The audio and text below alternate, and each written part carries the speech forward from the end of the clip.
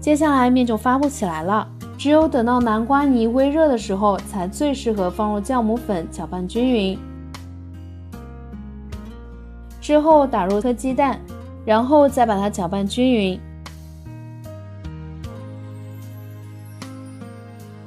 把南瓜和鸡蛋充分的混合均匀，像这样就可以了。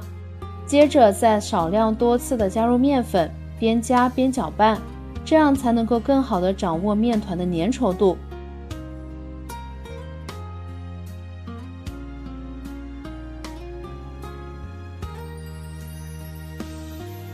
大约加入了500克的面粉，把它搅拌成像这样的面絮状，下手把面揉成一个软硬适中的光滑的面团。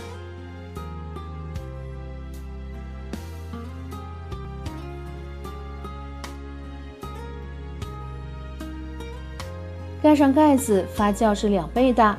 趁醒面的时间，我们来调一下油酥。小碗里面加入30克的面粉，加半勺食盐，然后再倒上热油，把它搅拌均匀。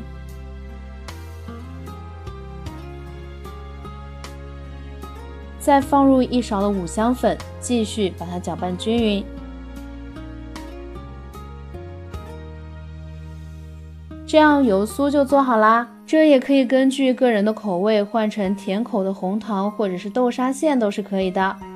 1个小时之后，这个面团发得太好了，满满的蜂窝组织。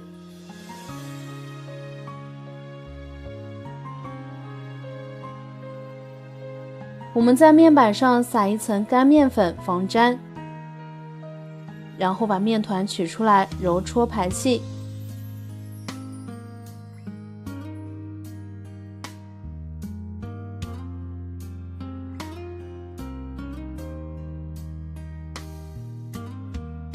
揉好之后搓成长条，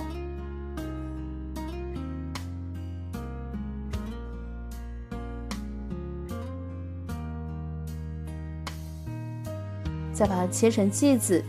第一个切得大一点，后面的给它切成均等的小剂子。接着再把切出来的最大的给它揉圆，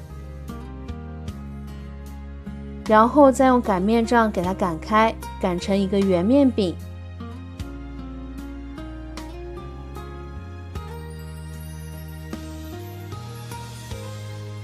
先把它擀成这样的大面片，先把它收在一旁。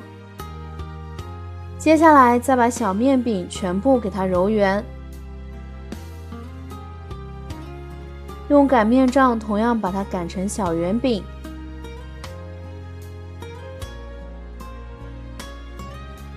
现在把它改成小面片就可以啦。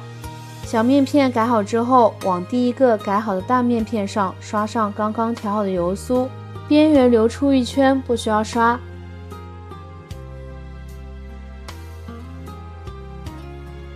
再把擀好的小面片放在上面，